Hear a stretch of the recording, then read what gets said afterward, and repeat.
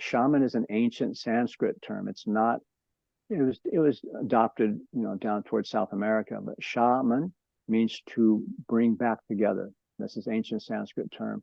So a true shaman is one who brings things from a higher level and pulls things up from a lower level, meaning our consciousness, and bridges the gap. And a true teacher, a sensei, a true teacher will bridge that gap between the higher and lower nature so we can understand what's going on. And if we don't understand it, then we tend to, over time, drag the highest philosophical understanding down to suit where we're at on human level. Then it becomes a so-called religion. Because if you look at every religion, you go all the way to the source, it'll be a mystical tradition. It's unavoidable. It's mystics. The true Islamic foundation, for example, are the Sufis. You keep boiling everything down, you will find every path will go down to a mystic level. And the modern people at that time, they're always afraid of the mystics, so they tend to get killed off. They kill, they put them away. They push them out because they don't want their realities to be checked. The mind and intelligence emanate from the soul. I mean, that's standard understanding in ancient Indian texts, that if you take the soul, who you really are, that's in this body around the heart region, when it takes birth here, like we have taken a physical manifestation, the next thing that bubbles up is intelligence from the soul. And the next thing that bubbles up as it identifies more with matter is the mind. And then the mind identifies with the senses. And that's where we have disconnect, those different stages. So we're de-evolutionizing ourselves. If we realize that we're not the body, we start realizing that I'm more than that. I'm the mind. Then if we go beyond that, beyond the mind, we go deeper to the soul. That's why all the athletes that are really, really good is that they've gotten out of their body and they know they're not the mind. They may not realize it, but they know when they drop into the zone, we call it, that the body and the mind are in harmony. You don't even have to think anymore. It's automatic. That's because there's a memory retention in your cellular level that comes from your soul. The soul remembers everything. It's just as we tap into it, more is revealed. So many people identify with the mind now. The kids, most kids nowadays, they just jump on that. I'm traveling a lot and I'm in the airport and I see entire families, they're all on their cell phones. They're not even interacting anymore. Well, they have a chance. How are they going to, go deeper when everything is just provided for them? The whole world is at their fingertips, but yet they don't know how to navigate through it anymore.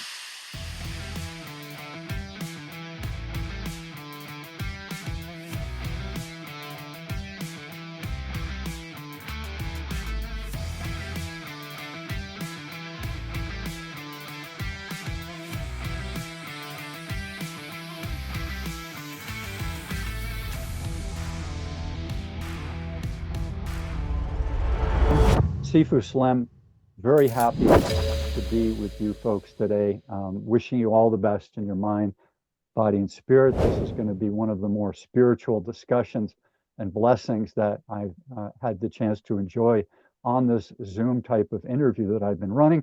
But if you would, viewers, take a moment to help perpetuate this channel and getting out good messages that will inform and entertain you by taking a moment and clicking the like button down below. And if you feel so compelled to hit the subscribe button. And then if you have a question or a comment, feel free to leave that and we will try to get back to you in a timely manner. And I hope your comment is respectable. It can be funny, but let's always maintain a respectful decorum. So I'm Sifu Slim, and over to Kaliya Mayel, longtime Swami, mentor of mine, and we can have Kaliya introduce himself and tell us a little bit about his journey. Okay. Before in ancient texts, before there's any sharing of the heart or business meetings, still to this day, in modern India, there's invocations. So I'd like to just start off with this, if that's okay with everybody. In the original language on this planet, the scientific community of linguistic experts have concluded that Greek, Aramaic, Latin, Hawaiian all come from ancient Sanskrit, not modern, but ancient. This is an ancient Sanskrit invocation of creating balance with any conversations and any group exchanges. Om Gyana Timirangusya Gnanjana Salakeya Chakshirun Militam Yena Tajmari Shigave Namahom Vishnu Padaya Krishna Pristaya Bhutale Srimate Bhakti Vedanta Swaminite Namane Namaste Saraswati Devi Gaudavani Pracharine Nirvishesha Shunyavadi Aschachari Setare Shri Krishna Chaitanya Prabhu Nityananda Shri Advaita Gadadhar Shivasari Gaur Mata Vrinda Shanti Shanti Shanti Goda Premanandi Hari Hari Hari Bol. Shanti, you probably recognize that, some of you in the audience, means peace, peace, peace, peace. So I have known Sifu Slim for a long time. And in our travels, my wife and I are doing a European tour right now. We live in a little beach community down in Destin, Florida. It's about an hour from Pensacola, right about where the hurricane is hitting sometime today. We'll see, maybe not. But we're on a tour visiting my wife's family that she has not seen for 13 years, as she's been living in India for the whole time. And we just concluded that, and now we're on a continued touring of speaking and singing songs of spiritual significance all over Europe. Right now, I'm presently in a very large Via Vrindavan. It's about an hour and a half from Assisi in beautiful Italiano. So prior to this, we were George Harrison is also in our path. He was very much so an active member of the Hare Krishnas, and he donated a very large mansion in England. And then from there, we went to a very, very large castle in Belgium, French section of Belgium. And we were there for quite a few days, and that was amazing. And now we're in this villa here in Italy. And we've also been to Portugal. We were on a small retreat center there. That was a wonderful experience. And we'll be here a couple of days, and we'll go to Assisi.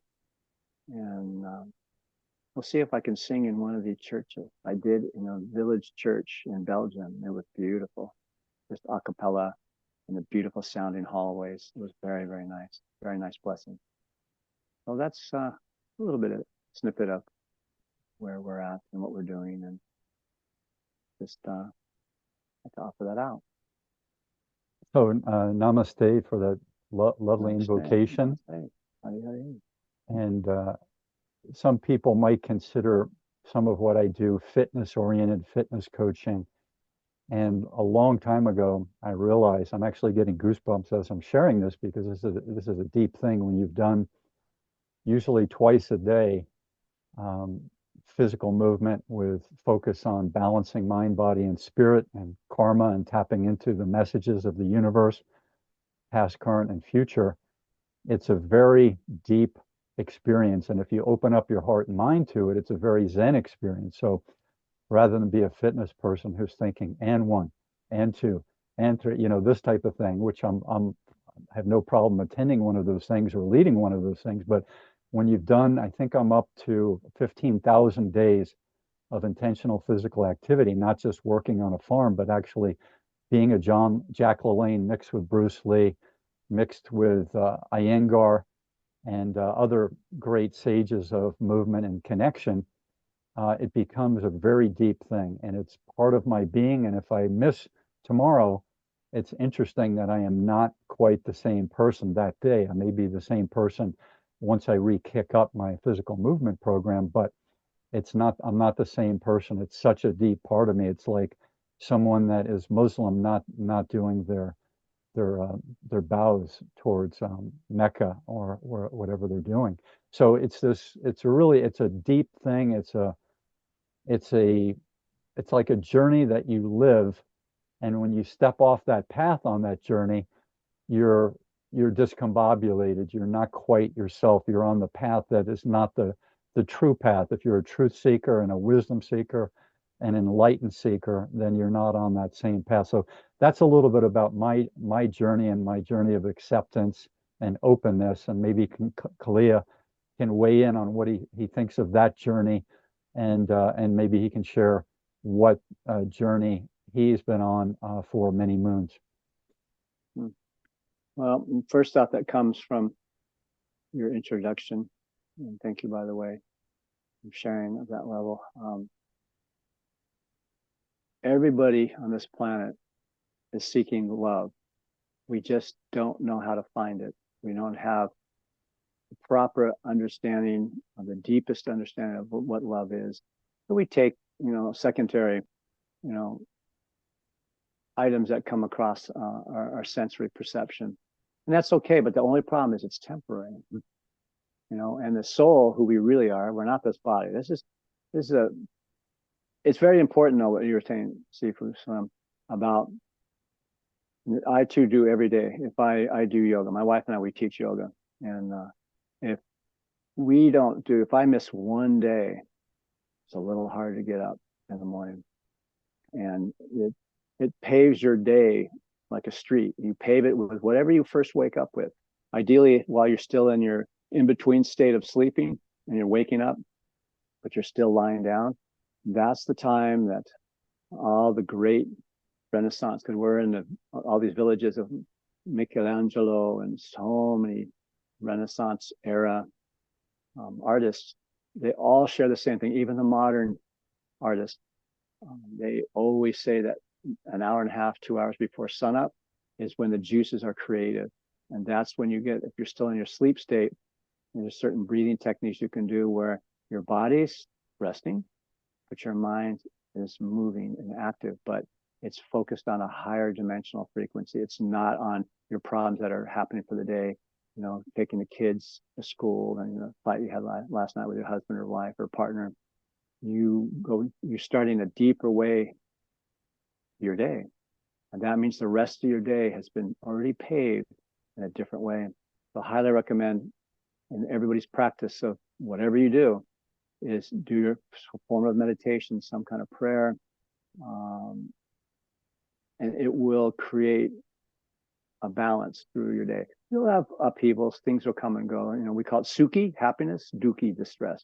The material nature is made of that nature, hot and cold. You can't get it. It's unavoidable. It's just nature. This planet was created that way because we don't really belong here. We're kind of renting this planet. We're not doing a very good job of being a caretaker, but we're also renting this body, and we're more than the mind. We're pure spirit soul, but we have to take care of this vehicle. Like Sifu, I don't recall, what was your original vehicle you had in Santa Barbara when we first met? What was that vehicle? I had a Chevy Astro all-wheel drive van. Oh, it was really cool. That's right. And where is it now? The last time I heard it was in Northern California, and I don't know if it lives on. It was a very good car, but as some cars, when they stop making them, it's not always easy to obtain parts, but I hope it is living on. Sure. It's a very useful a brick on wheels with lots of space for your weekend retreats and your kids' soccer games. Right. The reason why I bring that up is I'm looking at you right now, and you're not in that vehicle. You're not with that vehicle. But similarly, the soul is not part of the body. The soul is within the body, like you are the driver inside that van. When you get out of that van, the van sits. You could call it the death of the van, but it's not. And when you get back in, start it up, then that's one thing. But if you leave the van and you never see it again, like probably the situation you're in, you're not that van. You're the body. So your body is also like that vehicle. It's a vehicle. And so if we take care of it properly, and this is where it ties in with you and I being on the same page for so long, our responsibility is to maintain this vehicle, give it the best fuel. Like you would not give that Astro. Well, here we're in Italy. So if I saw a nice Lamborghini yesterday. So if I had a Lamborghini, for one, I would not put diesel fuel in it. It would kill it. I would not put low grade unleaded, especially US unleaded. That's like 83, 84 octane. That's full of chemicals and really weird stuff and ethanol and all that. You would only give it the highest grade possible of fuel. Our bodies are just like that. Give it the best fuel that needs rest, pure water, pure food, have to do your exercises every day. And that's all in a deeper understanding. Everything we do, and like I'm looking out, I'm trying not to look out the window, but there's a lot of trees around me in this villa. And in life, it's like if we take one leaf of this tree, I think it's a laurel outside. I take one leaf of that and I incorporate that into my life. That leaf would be, say, for example, exercise. So I become fit. Okay, that's good. That's a leaf of the tree. And then you do good things to people. Oh, there's another leaf there. And you exercise every day, and there's another leaf. And everything you do is like a different leaf. If you want to have balance and harmony, it's suggested in all the ancient texts and all the ancient traditions. When you get down to the mystical level, not the religiosity, isn't it? Like there's the mystic Christians, and we're going to go see St. Francis of Assisi and St. Clare. There's Brother St. John of the Cross, Mother Teresa of Lisieux.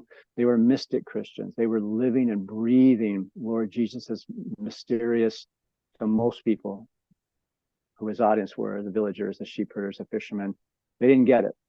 Even of the 12 disciples, only 9 of them kind of figured it out. The other 3 kind of rejected him. Actually, when he left his body for that temporary time period called Easter, when he came back out, all his disciples they hid. All of them had hid. They were so worried that they were going to be killed too. So they didn't have a deeper understanding that they're not the body. They should have realized that Lord Jesus will save them in all aspects, whether it's physically or not, but we know spiritually. So if we water the root of the tree, and that's seeking your spiritual existence, reawakening, we call it, reawakening your original loving relationship with the divine. If you make that as your priority, then it's like watering the root of the tree. All the branches are taken care of. You don't have to focus on just exercise and meditation on one, go deeper.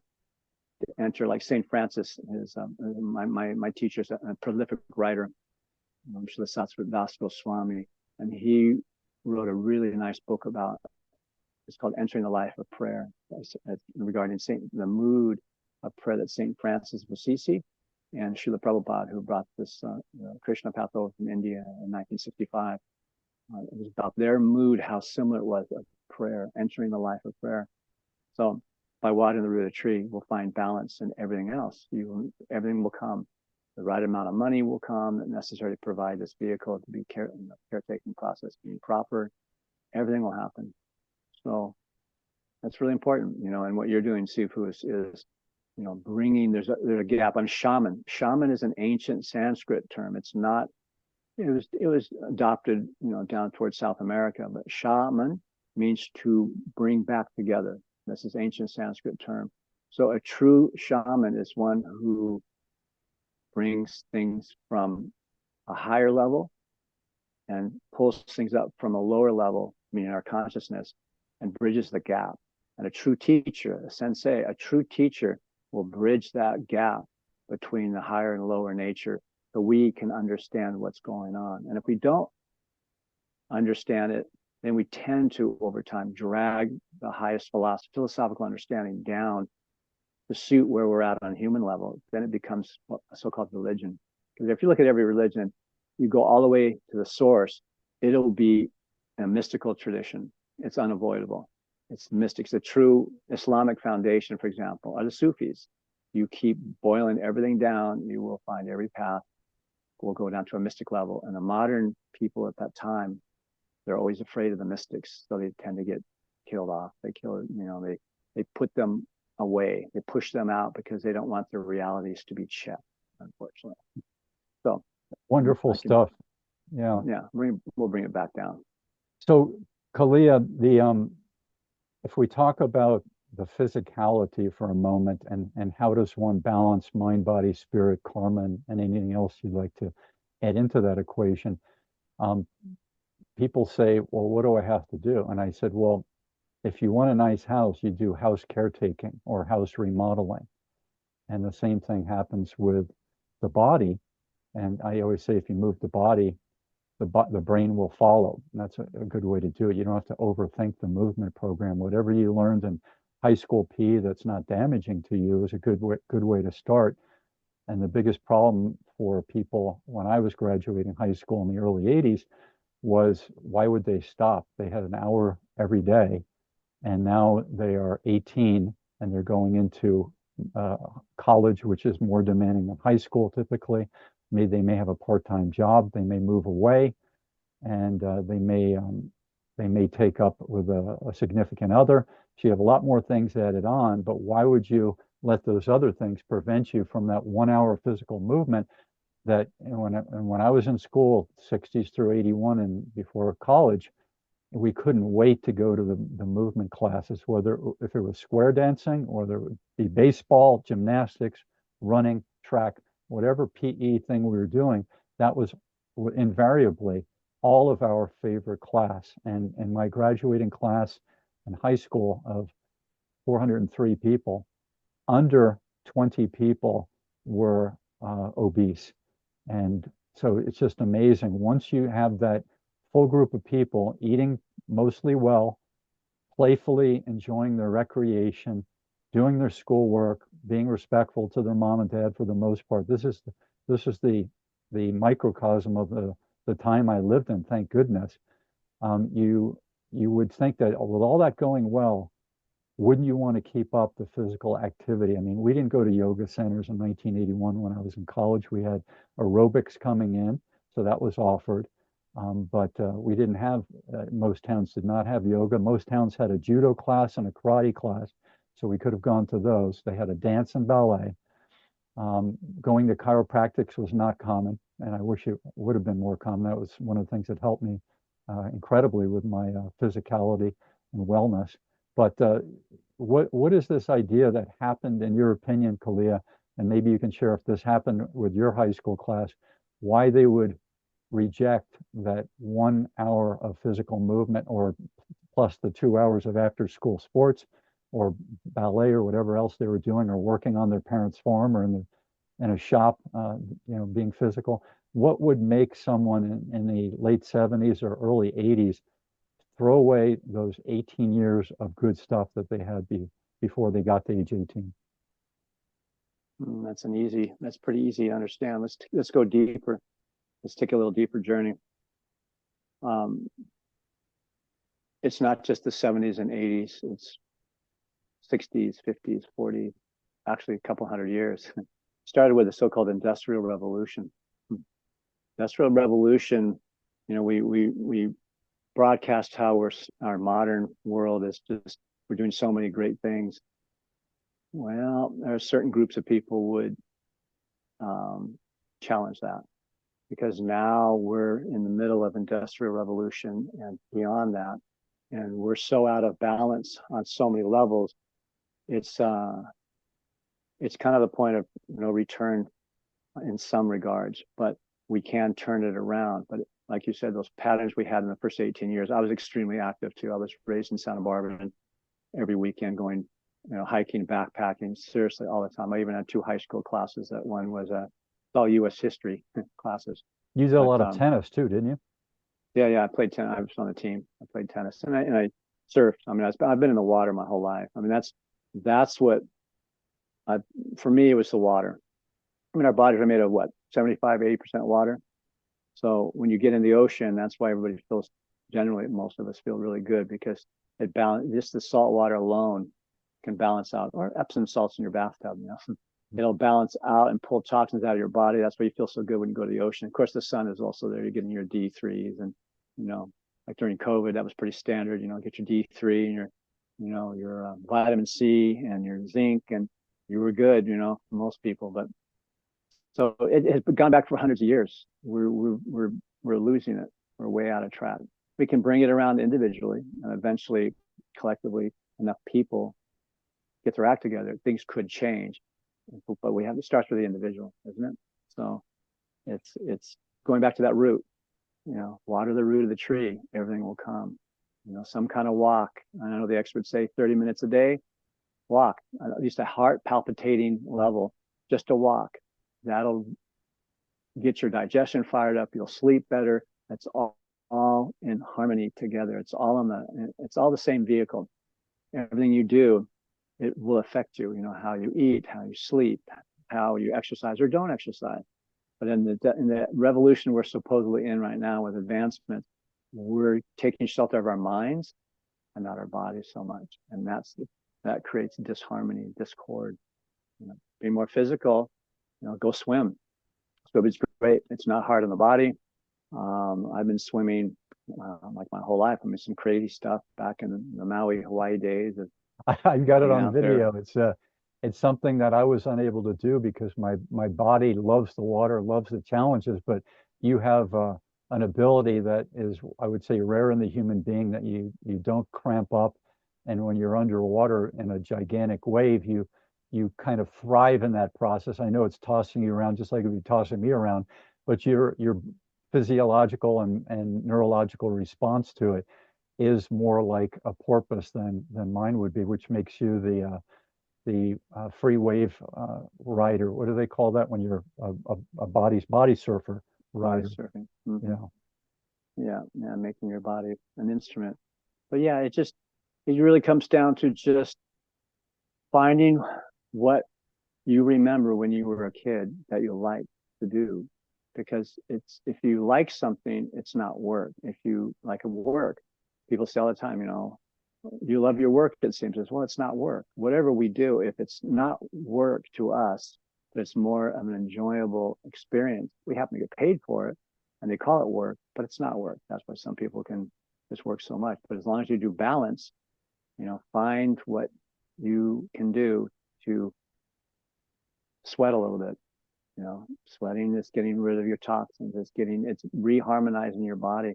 Jump in the ocean. Most of us have an ocean sort of nearby, or lake. Streams. Just get baptized for 30 seconds. Can make all the difference in the world. And then start walking. Start swimming. Swimming is really good because I played ultimate frisbee professionally, and my knees. I'm hanging in there. This body I'm in right now is 65. I just turned 65 on June 12th, and so if I respond to it and serve it properly, it should last a while, but it's not a guaranteed thing. It's going to decrease. It's going to wind down. The hair loss is going to be happening. There's no way around it. Sifu Slim, when he first met, didn't quite have so many gray hairs. But it's that way for all of us. But there again, the key is finding balance and harmony in our physical, mental, and spiritual well-being. And that's what I know you're always promoting. And same with myself. I don't do anything else that's separate at this point. When it becomes a way of life, then it's different than practicing. You don't have to practice anymore. I swim, like in Florida where we live. When I get back, I'll swim. I swim every day, and it's just part of my nature. My wife, she has to walk every day. She walks probably a mile every morning, and then in the afternoon we'll walk again on the beach and pick up the trash from the visitors who just leave trash everywhere. And it's kind of nice. It's like there's trash a lot of places, so I will run. Actually, I make it a workout. I run to some trash on the beach, pick it up. I run to the nearest dumpster, wherever that is, trash bag on the beach, and then run to the next one. And I run, and I don't know how many, I may get a mile or two into it just by sprinting, picking up trash, sprinting to the trash can. And walking the beach with my wife, will still be walking. I'll catch up to her. But whatever you do, just make it, walk to work if you can.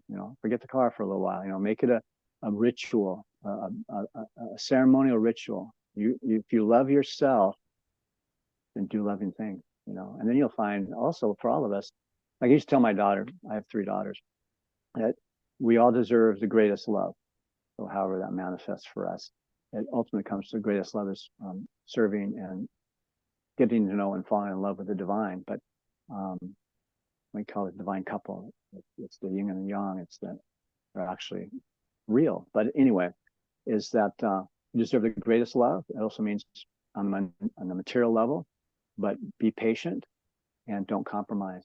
Don't compromise means making that person you're in a relationship with or seeking a relationship, don't make them better than they really are. Because we tend to see everybody as a window or a mirror of ourselves. So we see someone that's really a wonderful person. Maybe they're not so wonderful. Maybe it's really you seeing yourself through them, bouncing back at you. And that's typically what happens. And what that means is when the honeymoon stage is over with, we realize, oh, I love this person, but now I don't.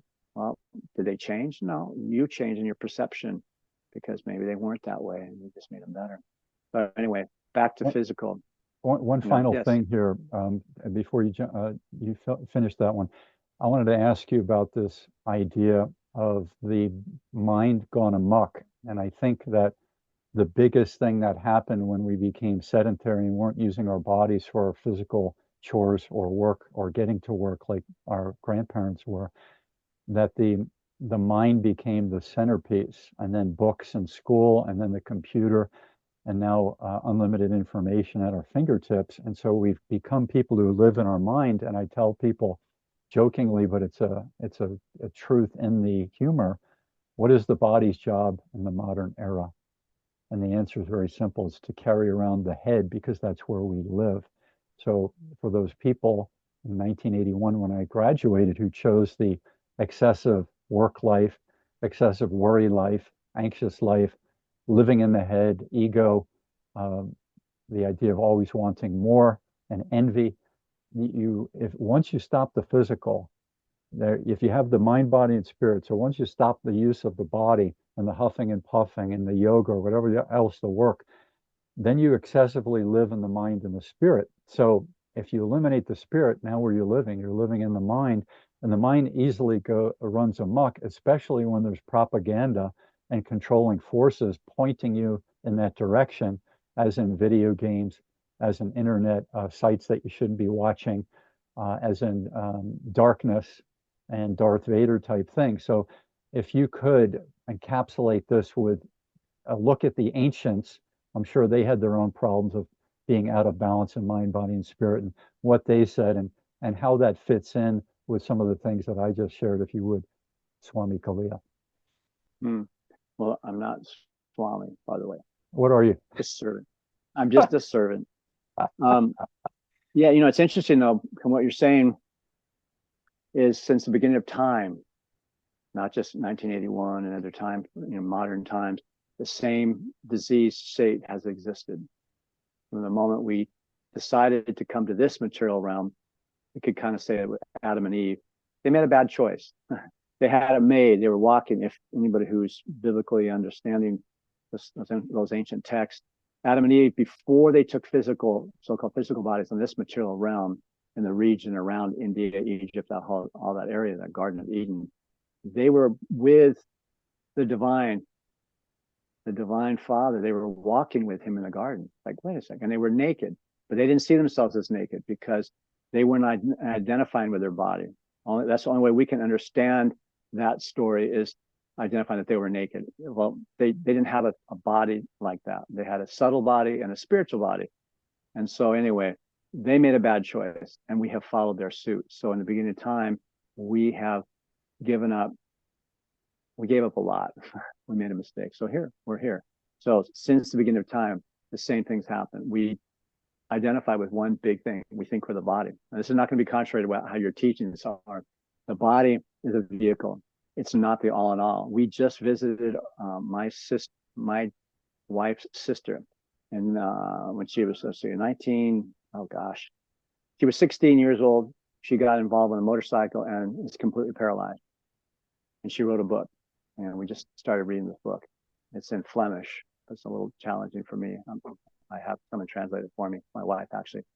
Her spiritual life started when her body was decimated. So the body is very important, but it's not the all in all. You have to be in balance, because she didn't have a body anymore. Her body is non-existent. She drags it around. She realizes that most people, even on a spiritual path, may not realize that we are not this body. We're way more than that body. And she realized that. She goes, wow, look at this crumpled mass. I can't do anything with it. So she took shelter of her mind, But as long as she has realizations that come organically, she does work out. She works every day. Every day she rides her bike with her hands. You know, she takes her dog out, and she's very active. And that's what really did help her. But she's realized this the togetherness of the body and the mind that emanates. The mind and intelligence emanate from the soul. I mean, that's standard understanding in ancient Indian texts, that if you take the soul, who you really are, that's in this body around the heart region, when it takes birth here, like we have taken a physical manifestation, the next thing that bubbles up is intelligence from the soul. And the next thing that bubbles up as it identifies more with matter is the mind. And then the mind identifies with the senses. And that's where we have disconnect, those different stages. So we're reversing, we're de-evolutionizing ourselves. If we realize that we're not the body, we start realizing that I'm more than that. I'm the mind. Then if we go beyond that, beyond the mind, we go deeper to the soul. That's why all the athletes that are really, really good is that they've gotten out of their body and they know they're not the mind. They may not realize it, but they know when they drop into the zone, we call it, that the body and the mind are in harmony. You don't even have to think anymore. It's automatic. That's because there's a memory retention in your cellular level that comes from your soul. The soul remembers everything. It's just as we tap into it, more is revealed. So I think to bring it back around is we have taken shelter in our so-called advancement. We're actually accelerating our de-evolution because we're getting further and further away from who we really are. We're thinking, some of us think, oh, well, I'm not the body. Okay, that's good. So they take shelter of the mind. Boy, we're not the mind either. And you can see, like you're saying, so many people identify with the mind now. You know, the kids, most kids nowadays, they just jump on that. You know, I'm traveling a lot, and I'm in the airport, and I see entire families. They're all on their cell phones. They're not even interacting anymore. Well, they have a chance. How are they gonna, go deeper when everything is just provided for them? The whole world is at their fingertips, but yet they don't know how to navigate through it anymore. So, like what you're saying, it starts with the physical, but even the physical is not the all in all. It has to go. You have to graduate from 5th grade algebra. Like in 5th grade, you have 2 + 2, maybe 6th grade. I'm trying to remember what that was for me. It was like division, multiplication. 7th grade, I think there was.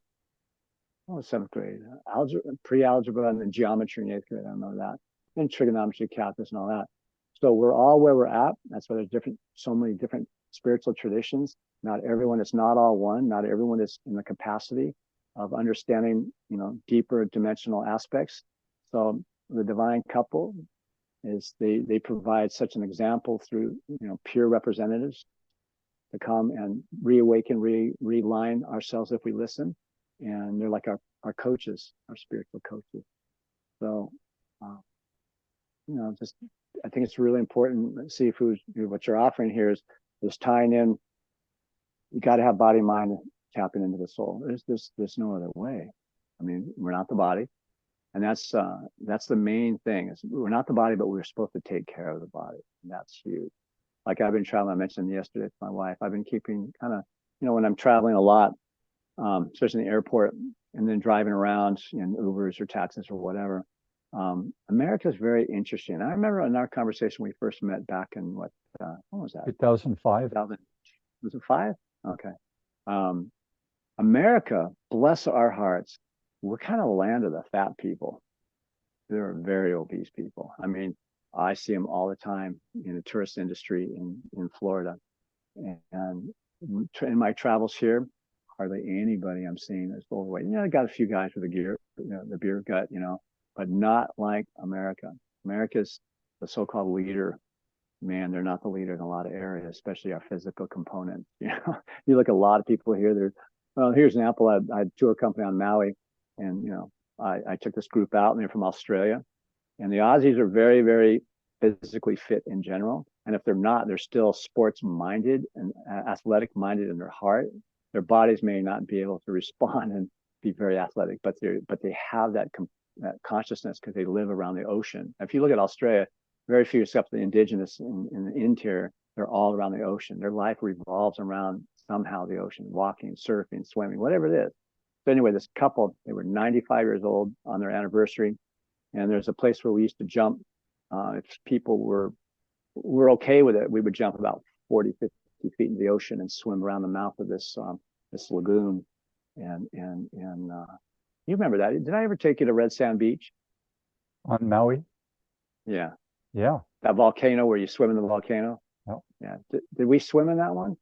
I don't I remember. usually do. You'd remember if I pushed you. I wouldn't push you off though. But it was that was, you know, this couple, they were 95. So I would dive off.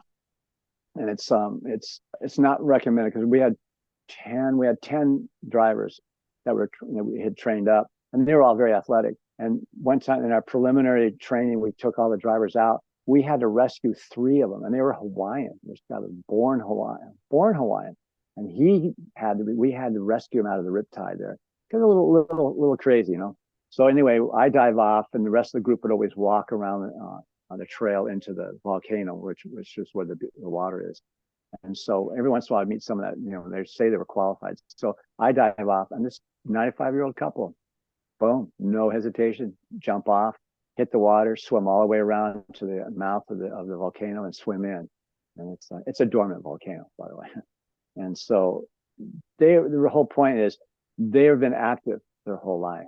So if we're active our whole life, and it started when we were kids, like you say, we all had that, you know, basic training. But then we had choice after that. Usually after high school, we start getting, you know, a little lazy and get a little fat and eat less good, healthy food. And then all of a sudden, boom, you know, then you see these beautiful women that are, you know, 18 years old, and you look at them when they're 50 and like, wow, I don't even recognize you anymore. You kind of got a little swollen. What are you eating these days? Oh, whoa, what are you drinking these days? Oh, you know, diet and exercise, Mr. Sifu Slim. So thank you for sharing that, Kaliya. I wanted to add an enticement for the people that think we're just saying do the right thing. Well, here's the enticement for people who are currently reaching for caffeine, nicotine, hops in their beer, Red Bull, whatever they're reaching for right now for some feeling of zip, vim, and vigor, or a high. So here's the enticement. This is the ancient Greek word euphoros, which refers to, which leads us to the modern day word euphoria, which is happiness or a heightened state of emotion, but it derives from the Greek word euphoros, that means healthy. And here's the Webster's, a little bit more from Webster's. Given that root, it's not surprising that in its original English uses, euphoria was a medical term. Its entry in an early 18th century dictionary explains it as the well-being of the operation of a medicine. That is, when the sick person finds himself eased or relieved by. So this is all great for people who want some relief from the current era or the challenging day in which they live. Modern physicians still use the term, but they aren't likely to prescribe something that will cause it. In contemporary medicine and psychology, euphoria can be described as abnormal or inappropriate feelings, such as those caused by an illicit drug or an illness. So if we look at this history, it's fascinating. Ancient Greeks, simple lives compared to us, one cloth to live in, one pair of Birkenstock-looking sandals that were very strong and durable bodies, maybe one big dinner per day or every 2 days, not eating and snacking all the time like we do, but lots of physical work, lots of journeys, lots of hot weather, lots of vitamin D. Gymnasium was called, the translation was the place to be naked.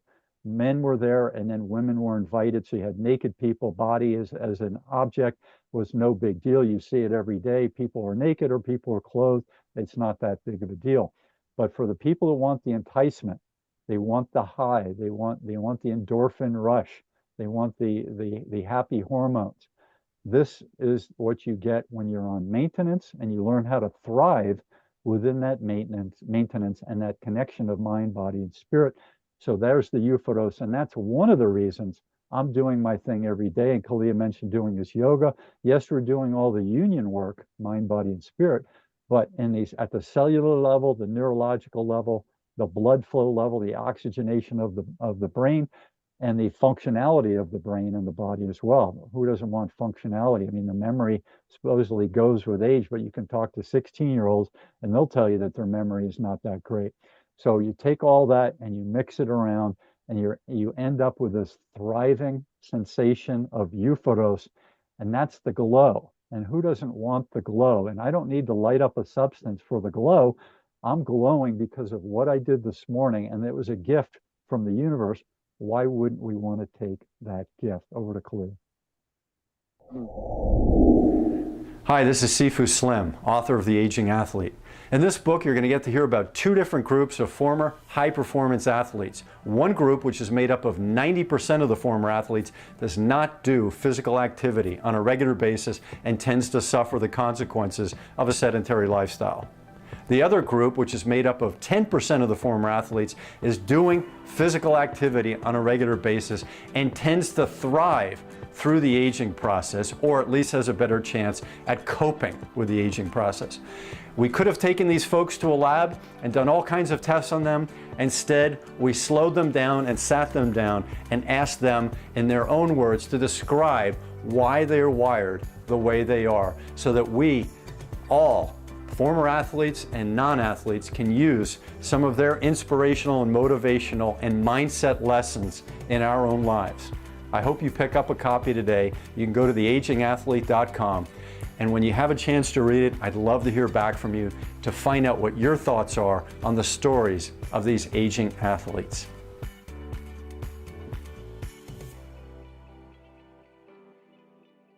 Well, that's nice. I don't know what your audience, if they're all like very physical people, you're reaching out to new people. One of my daughters will call every once in a while. She'll tell me, Dad, I'm depressed. I'm really depressed. And I says, well, how about this?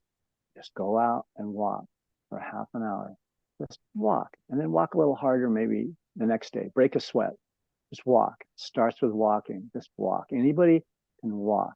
You don't have to walk upstairs, but if you want to start pushing yourself, start walking upstairs. Start walking up hills. The more you walk, then it's the beginning of your digestion starts like rekindling itself. You'll sleep better.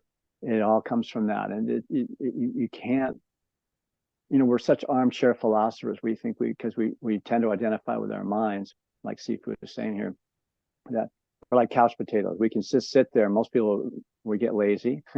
We just want to sit around and think our way through books of enlightenment and books of, read Siddhartha by Hermann Hesse, or Paramahamsa Yogananda, biography of a yogi, or some of the Krishna books or whatever. We're just occupying our mental capacity, and it's not connecting. We're not bridging the gap between the ideal and where we are and where we'd like to be. And that is at least starts if someone's feeling depressed in your life, somebody in your life, just get them to start walking. If they can swim, that's even better, because then the salt will take care of that and really help them in a beneficial way. But they should exercise, like people's always promoting this. It starts with exercise and drink lots of water. You hear it from our mom all the time, but we have to eliminate those toxins. And then what'll happen with, generally we're in a culture of, especially, oh my gosh, in Belgium, everywhere I went, family members, my wife has a large family, just on the mother's side. We probably visited 30, 40 people, and everybody didn't even think about it. We're all sitting down, and they're always got a glass of wine, always have a glass of wine, and no judgment call whatsoever. But you got it. If you want to be free of these things that are outside of yourself, to stimulate your internal mechanism of your mind and your body, you need to free yourself up. So you need a higher taste, it's called. You can't just give up coffee. You can't just give up, caffeinated teas or cigarettes or whatever, unless you develop a higher taste for something that's better and more enjoyable, and it's better for you.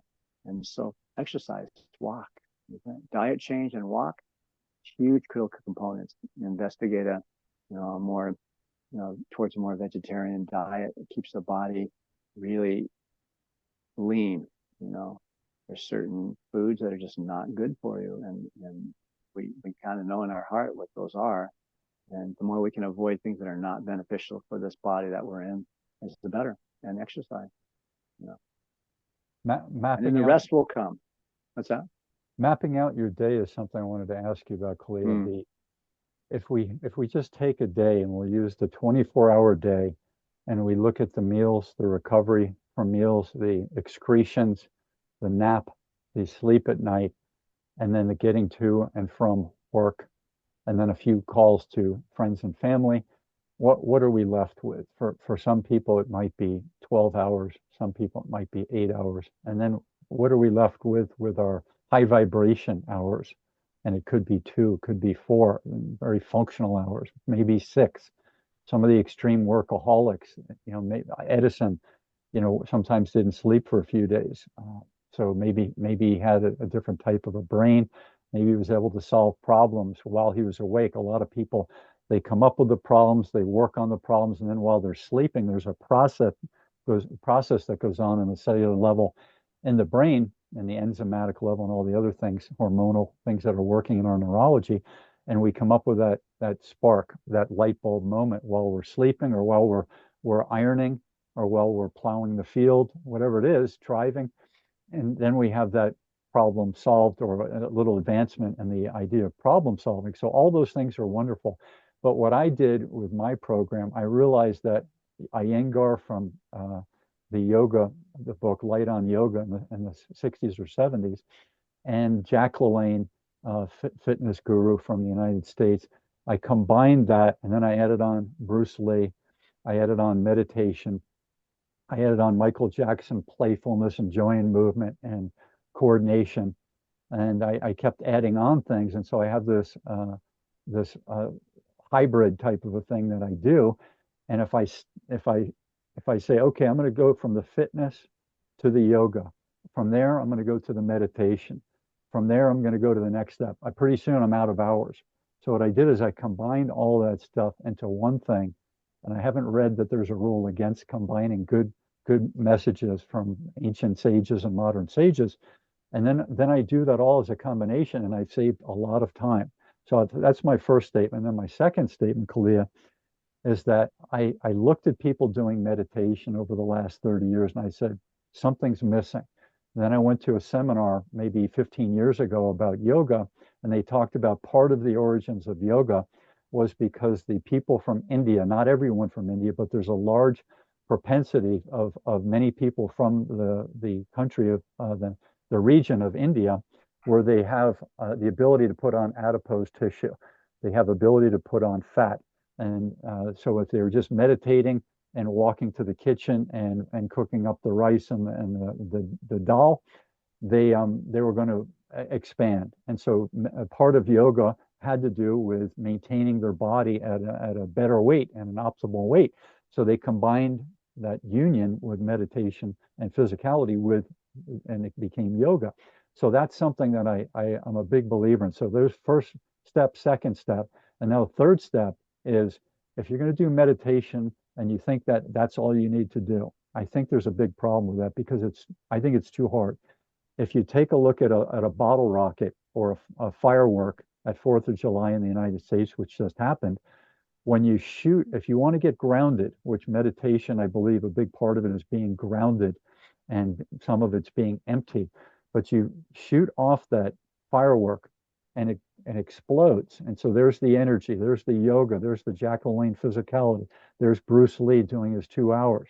And then it comes down to the ground, firecracker, bottle rocket comes down, and now it's grounded. So you expel that energy, and then all of a sudden it's so easy. Like right now, after an hour and a half this morning and then conversation and some breakfast, now I feel like I could really do justice to a program of a half an hour or an hour of meditation. So over to Kaliya to tell his thoughts on my sharing about the expending the energy before or during this meditative process.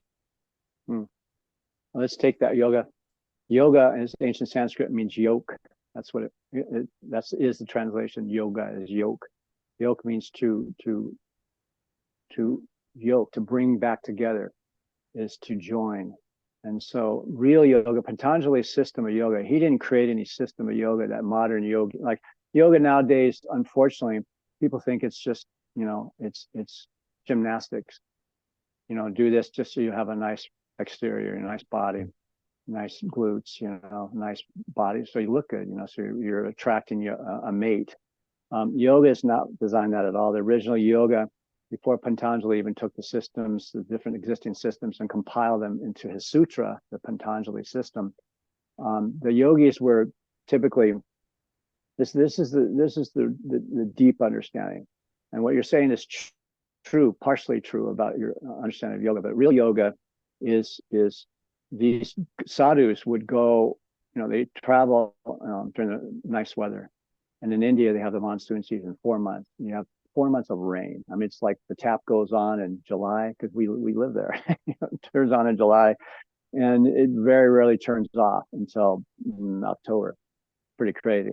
So they would stop what they're doing instead of going from house to house and village to village, reawakening people's consciousness and turning them towards higher realities through stories and just knowledge. They themselves would unplug, and they usually would go into a cave system, somewhere caves in the Himalayan mountains, and they would actually go inward, and they would take that time and meditate and do yoga only. That's all they would do. They do yoga, and it's there again. It comes down to the root of the root, watering the root of the tree.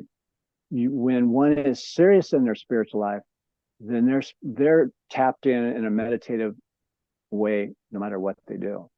Because real spiritual is not changing what you do per se, unless you're harming other entities and the people. And for us, we're vegetarian. Is that real consciousness means just changing it. It's changing your consciousness. It's not changing your physical reality. Some people say, well, I can change my work and I'll be happier. I change my relationship. We're in a very disposable society at this point. We have a hard time with dealing with death. So we put people that are elderly, we tend to put them in these homes. Okay. We don't like seeing ambulances with, we don't see the people. In India, boy, you see death. There'll be I was driving one time in New Delhi, coming back to our village, and this vehicle pulls up, in a very unusual vehicle. It was a van with glass all around it. And I'm like, what the heck's that? And they had a siren, like a very funky typical Eastern Indian siren. And I look over and it had, like in the theaters when we grew up, they had the cloth in between rows. They would stop you from going to rows, so they'd hang this cloth between two little pillars. So this had outside pillars of cloth rope around the whole vehicle. I'm like, what's that?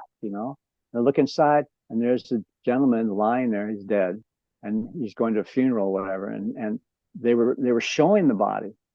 They show the body, where in our society we hide the body. And they were showing the body, and that alone is a reminder, like, oh, I'm temporary. I'm not this body. It's a reminder to the public. So yoga is to reawaken, is to link up again to our spiritual source. However we do that, through Lord Jesus on behalf of his father and his mother, whether it's through Muhammad on behalf of Allah. As there's one father and one mother, and there's different relationships with them. And then there's some people say, well, that the divine doesn't exist, so that's their choice. We still comes down to, we've got to honor that there are traditions, like a lot of people that you're saying, you found something that worked for you about combining different truths and stuff, and that's good. At the same time, if you want to bake a really nice chocolate chip cookie, and someone gives you ingredients for it, if you take the ingredients and you usually follow those ingredients, the result will be a really nice chocolate chip cookie. The tendency is we will take kind of hodgepodge sometimes, and there's a danger in that, because we won't know if we're actually really going astray or not on our physical workouts. Like, for example, I meet a lot of athletes. When I was on Maui, and I had an energy bar that went really far, and I had some world-class marathon runners on it, and organic ingredients and the right mix of nutrients. It was a scientific and a holistic way of handling the energy bar. Oh, it was a phenomenal bar, but it went really far. I mean, Dave Matthews Band picked it up for their road tours, and we had a whole exchange going on. Costco, Trader Joe's wanted it. I mean, it was unbelievable bar, and it was raw, probiotic. It had everything. It had 52 ingredients in it. So I had this marathon runner. She ended up winning that marathon at the time, the 42nd annual. Her name was Liana Bernard. She went to the Olympic trials, and she was the top. I think she was the top I think it was top 70th in the world for marathon. She was good, and she had this bar, and she told me that her life was so rigid she would not change anything. You would never add anything new to your regiment. Nothing you would add to it because it could throw off your whole training. And she trained as a running warrior. But something told in her heart she should try this bar. We gave out 3,000 samples, and she tried the bar, and I didn't know who this person was. And we're at the finish line, and she had and this woman comes running up, and she's got a bunch of medals around her neck. I don't know who this person is. And she just came right up to me and said, "What the hell is in this bar?" I go, "Oh, you liked it, huh?" She goes, "This is phenomenal." And she asked if I would sponsor her. And I said, "Well, we were just starting up as a new business startup." I said, "No, but we can give you products." So I started experimenting with her, and it was WADA approved, World Anti-Doping Association approved for runners. So it was all good. And she ended up winning the next 3 marathons, setting records for those marathons. And she came back to us that whatever this stuff is, it's phenomenal. So the point is that you have to be harmonious with physical, because you can be physical and work out and be trained warrior, and you're still going to be out of balance. You have to find the yoga. You have to bring back together the physical and the subtle to the spiritual has to become together. If you take one or the other, like there's so many athletes that they're just hardcore athletes. Well, what was our runner, Afro-American runner, died of what was a heart issue back in the 80s. What was that again? I'll think of her name. Flo, Florence Griffith Joyner. Flo. Look up Flo in your audience. Flo, nobody ran like her. Nobody was athletic. Her ability, she was a rock, died, boom. So you can spend all your effort on your physical, and that's really good. You can have a great body, but your mind has to be controlled, and you have to realize that you're not the body, but you work on the body. You don't dismiss the body. You just don't dress up the body so much that you leave the mind and you leave the soul. It's like a domino. I don't know if that makes sense. Let me jump in for a second, and thanks for sharing that, Kaliya.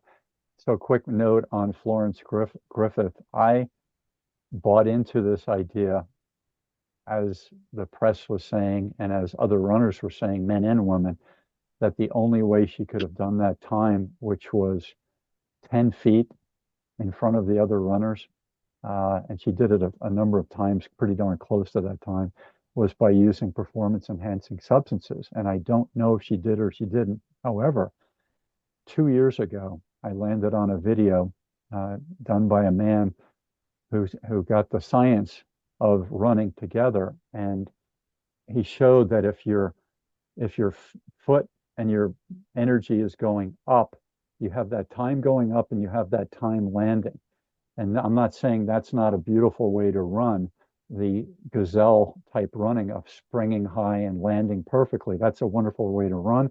And I'm not saying we should all try to run faster. I like efficiency and less damage. That's the way I think we should run. And if you can catch the animal or whatever the distance you're trying to cover, and if you can do that with a way that's natural for you, do that. That's my highest way of running the physiology. But what he showed is that Flojo figured out, and I'm sure people in ancient Greece figured this out for their marathons and their competitions, that the lower you can have your propulsion be, and the quicker you can get to your next step low, that's where the time saving is. So besides all the propulsion body that she had as a young person, she learned to train her body to run in a specific way. And I'm sure if you study her, I'm sure she did many things correctly, but she's propelling herself. So every step she's saving another 3% as compared to another runner, or 6%, or whatever the percent is. That's the way, in his opinion, this man who put together this video, that's the way she was able to achieve that record that wasn't broken for many moons. And I think it was broken in the last year to 2 years. So over to Kaliya. Well, I think it just it still comes back, like you're saying. We can't ignore the whole package. If we ignore the whole package, then we're not in harmony. We're not creating a harmonious situation for endurance. Like you could be a sprinter. Well, look at our cheetah. Cheetah's built to run. How fast and how long? It can go, 60 miles an hour, something like that, something crazy, right? Short bursts, and But short bursts. they have to trip their animal because they're running so fast. They're gonna fly by that animal, and they can't stop and turn. They trip them, and then the animal tumbles, and they come down and clamp down on their throat. Exactly. And how long can they keep that level of running up? Very short long. bursts, like 20 Exactly. seconds, 30 seconds at the most. Exactly. So there's we can learn from the animals around us that, it's you want the human vehicle. We're not made to sprint like that forever. And like all animals, we'll last a lot longer if we take a full picture in mind and have sustainable workout regime. You can swim a lot longer, you can run a lot longer. You just find that groove, and that groove will always come back to, what's your diet like, what's your daily regime like. And then because you're watering the root of the tree, then your work is, you still got to work. And we're in modern times, we're not on farms anymore, or we're not running down gazelle anymore. We've so-called adapted and made changes. But if we find consistency in our morning, our daily, make it a daily ritual, then the result will come that you will have, the peace will come, and the body will be taken care of, but the mind will also become peaceful. Because there again, if we ignore the ancient texts talk about, if you want peace, you have to live peacefully. But before you can live peacefully, you have to be peaceful. You have to watch what you eat, what you put in the body definitely directly influences, the output. And just be consistent, and work on, have the meditation be the prayer being there, and it'll all balance out. It will happen. It happens to everybody. I mean, that's what makes the athletes that are better than everybody else. They have found unknowingly, most of them don't realize that, but they get in that meditative, almost like a trance. They drop into the zone, just like musicians, when they drop in a band, they drop into that zone, words fall away, and the subtle body starts taking over. They work together as a one unit, even though they're made of individuals. So similarly, the body's just like that. We can't isolate and leave and ignore the other.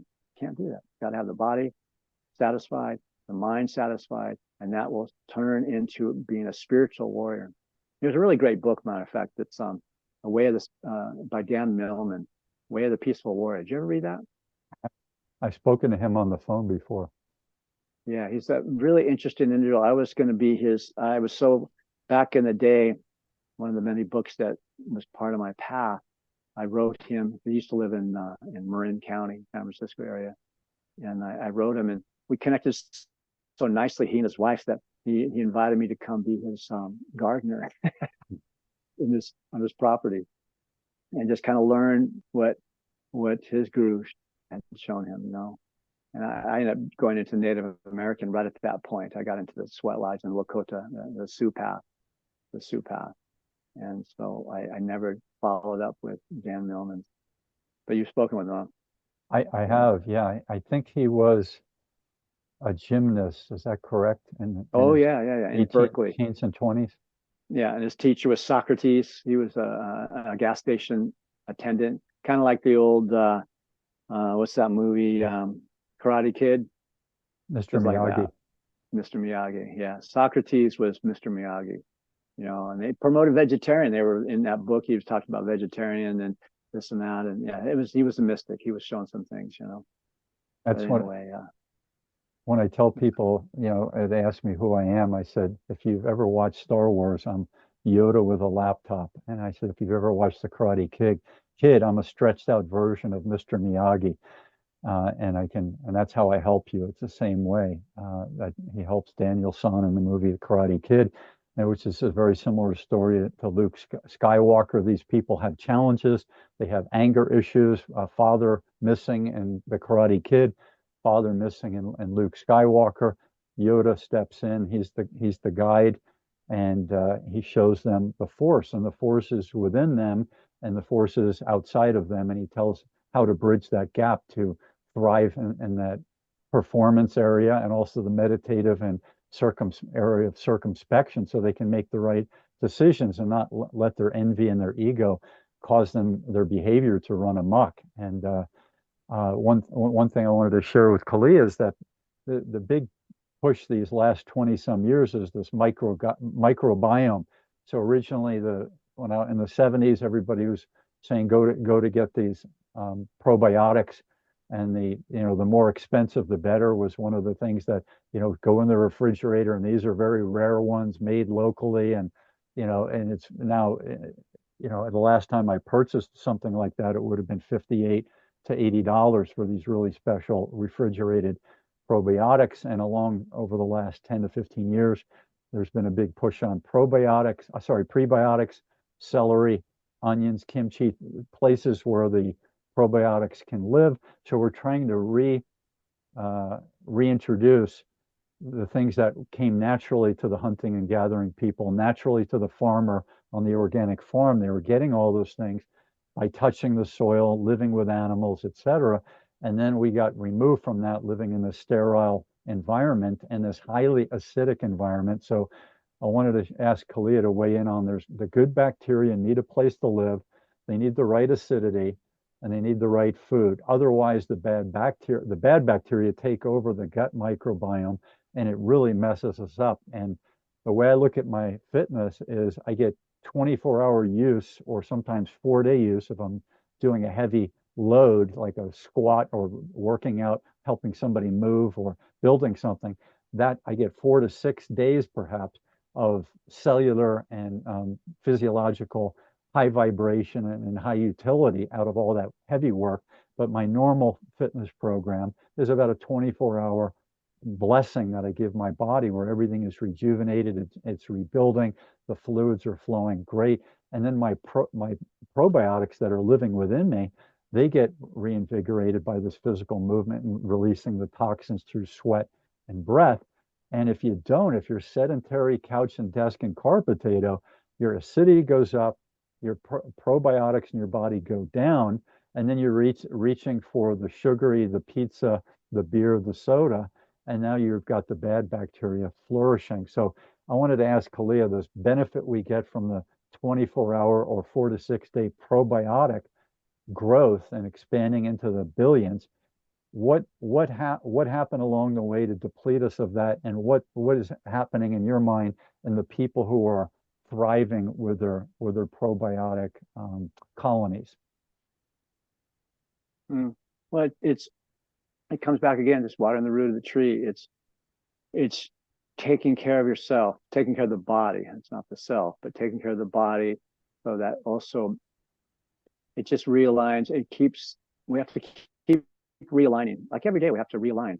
Our minds, unfortunately, the energy around us controls us, generally speaking. When there's a full moon, like when Sifu and I first met, we were real estate agents, and we had an escrow officer named Margot. Remember Margot? She was first class. Margot, she'd call me. One day she'd call me up. She goes, Kaliya, is Mars in retrograde right now? She said, yes, it is. Why? And she goes, I just had like 42 cancellations and escrows today. I goes, oh, yeah. So because we're not here, the thing is we tend to we misidentify with our body. We think we're the body. Or if we don't think we're the body, we think we're the mind. And we're walking around toting a fake ID. We don't know who we really are. So a direct result of not knowing who we are is we are the only animal bodies. We're the only animals that pollute our own nesting site. There are no other animals who will go to bathroom in their nest. They will fly away, they'll walk away, a dog, a cat will bury it somewhere. We tend to disrupt our environment, and that's the problem in our consciousness. We're so not connected anymore. We've forgotten.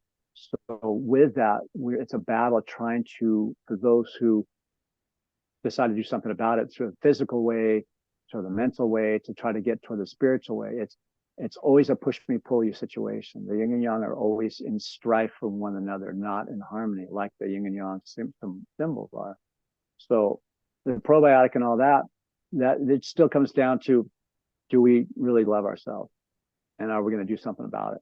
And it comes down to diet change and reintroducing the probiotics and just reintroducing good habits, like Sifu was talking about, reintroducing a whole lifestyle change. It's not just working out and then go back to our consciousness of whatever it is for the rest of the day. It's realizing that it's all in a symbiotic relationship together. It's all connected. We're all connected, like the Matrix movie. We're all connected. We just don't know it, you know? And so when we reawaken on the process of reawakening through our diet, through our physical, watering the root of the tree, I mean, it'll always come back down to that simple equation is we need to take care of this body. We're not the body. We're not the mind. We're a spiritual being. We're a soul. We are the soul. We're our own individual soul. And we're somewhere on that process, somewhere. And we just have to decide, do I want to be inspired by those around myself? Does podcast with Sifu Slim inspire me to make my life changes? Then that's what his job is, his service, my service, all our service to each other is to inspire one another. That's love, is to inspire one another to be the best reawakened soul that we can be in this physical realm. I don't know if that makes sense, but we have to do that. When I'm listening to you speak and you're talking about the things outside of our mind, you know, the mind that we're worried about right now and trying to amass more information and be more clever, you're saying, I think, something like the astronauts who finally get up to a point hundreds of miles away where they can look down at the earth and they almost can cry with the feeling of sorrow, of sadness, of these people are missing out. Once you get up and you look at this globe from a distance and you can see that there can only be love, there can only be humanity, and there can only be that relationship where we benefit our planet and we're caretakers for it, and we're caretakers for our neighbor. And this idea of enemy is removed from the equation because it comes from lack, it comes from fear, many other things that we develop this idea of this is my religion, this is my turf, this is my sect, this is my behavior, this is my tradition, and I'm going to defend it, and I'm going to make sure that you're not able to acquire the space that I'm using to operate within this criteria.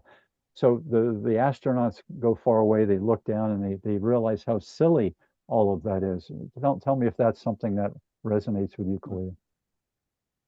Well, yeah, it's just not me. It's just being a more transparent medium. You know, it's ancient text comes down to that again. And if we want to go out on a little limb, I'll ask you, Sifu, what is every animal, like this peacock going on right now? What is every animal in the world that we have access to? What do they do? What's life to them? They look for food, they look for a mate, and they look for offspring. That's right. So in ancient texts, it boils down to eating, sleeping, mating, and defending.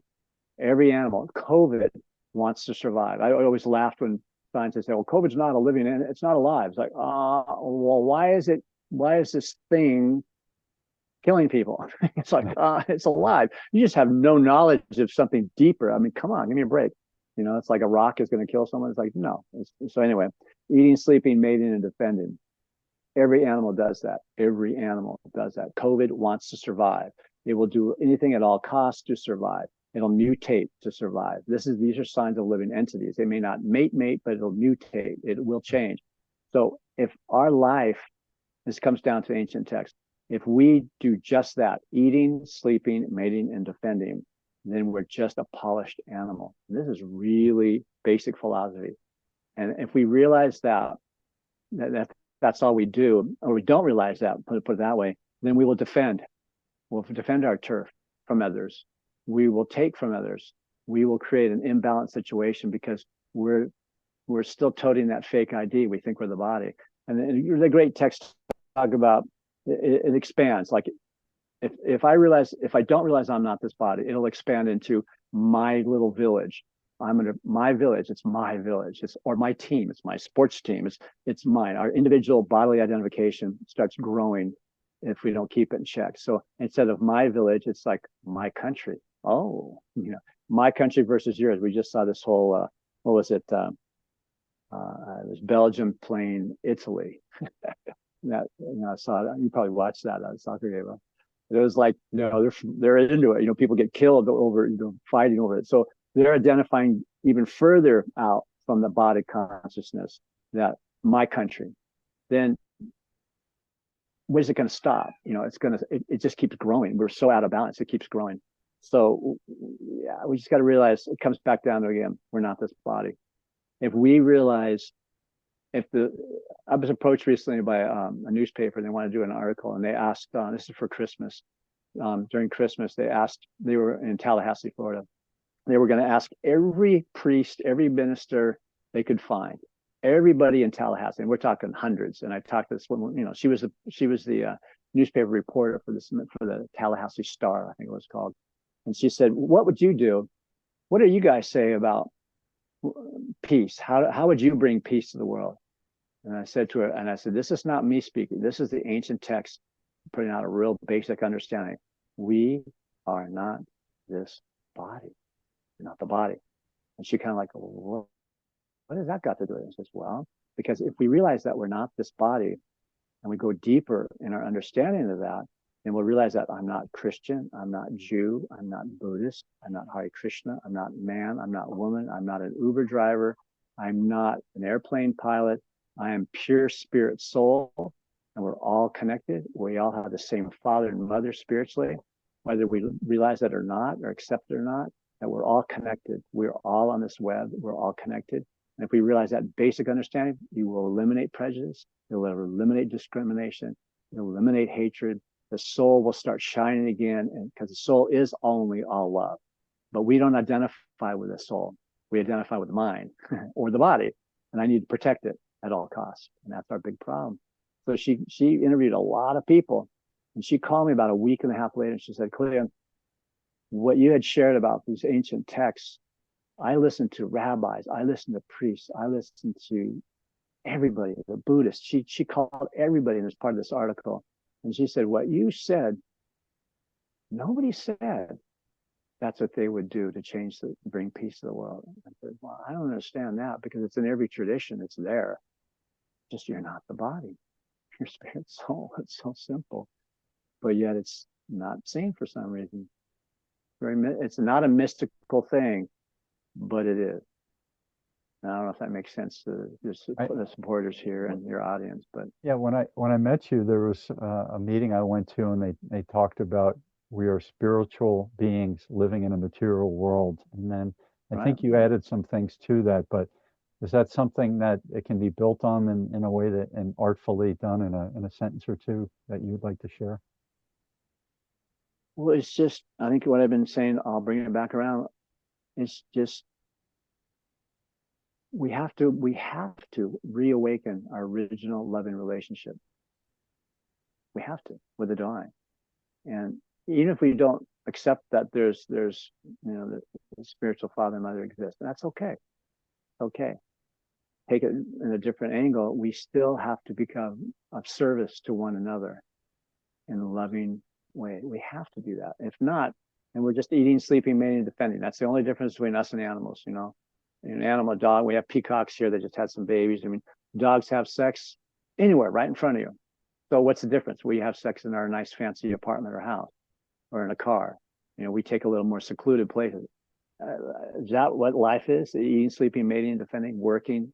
I mean, there's millions of people. Everyone wants to be a millionaire. And there's only a few million millionaires. I don't know how many millionaires there are. So their karma comes into play. They have been doing work like this for lifetime. Of course, it means understanding reincarnation. We've been around. We haven't perfected ourselves yet. But if it's in your karma, money's going to come. You don't have to work.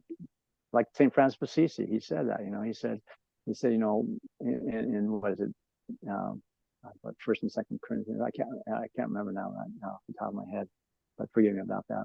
But he said, we toil so hard in the fields, but yet the bird eats on its own accord. So it's all there for us. We're in abundance. We just have to get out our mind out of the way and let the abundance come, isn't it? It's all around us. Get out of the way. I think abundance is a good way to end it. And if you're open to it, I have a few more pages in my Google Doc that I'd like to mention to you and see what your thoughts are. One is about the space race of the 1950s through 80s compared to the space race now, which is I need some space and it's too expensive. So that's something in the future conversation we can tap into and talk about the social history of our planet, which means how people lived and where those people are now graduating from college at age 24 or 29 if they got an MD, and how difficult it might be for that person to set out on their first home and their first cars on this amassing of debt that they've done maybe in college and now in the beginning of their lives. And so where has their youth gone if they haven't had a chance to experience that, like some of the people in the 1960s going on the peace movements and the hippie movements, the music movements, concerts? Where did their youth go if they've been these performance machines? So that's a future conversation I'm looking to share. Maybe you'll consider that as something you'd like to weigh in on. Sure. That'd be nice. No, you mean right now or later? No, our next conversation. I am hoping to say my last word and then invite you if you'd like to give another. We did an invocation. You could do a parting blessing if you feel so inclined. Sure. So I'm Sifu Slim.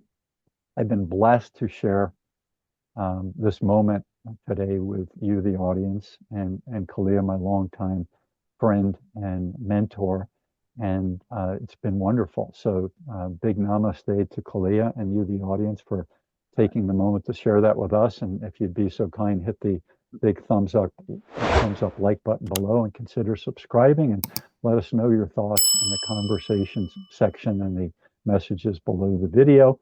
Over to Kaliya for his final words. Final words would be, if everybody in this audience, there's a book called The 100th Monkey. I won't go into detail on it. Did you ever read that? No, I'd like to. Pretty cool. I can give you a real quick one if you want. It's 20 seconds or less. Only if it's okay with you. Fishermen, I think, I want to say Portugal, but anyway, fishermen on an island. They used to fish off this island. There were monkeys on this island. And they, out of a religious, cultural thing, they would drop a sack of rice on the beach for these monkeys because they were starving, apparently. So every day, whenever they go and fish, that's just what they do as a ritual. Boom, they drop a sack of rice for the monkeys. So then one day, the one boat dropped their sack off, and they were, disembarking, going back to the main boat off their little boat, their skiff, and they saw a female take the bag. They'd open up the bag of rice, and so the monkeys would eat it. But it was sandy. It was always in the sand. And so they had a female came, grabbed it. They watched her. They grabbed a handful of rice, and she started rinsing the rice because she didn't like the sand. Nobody likes, even monkeys don't like sand in the rice. So she was mixing it and eating it. And they thought this is a very interesting phenomenon. And then over time, weeks later, the whole island started doing that. They learned by example that this monkey, this one female, started this whole domino of rinsing the sand out of the rice. So then the next phenomenon was there was another island that also had monkeys. And occasionally someone would drop rice over there.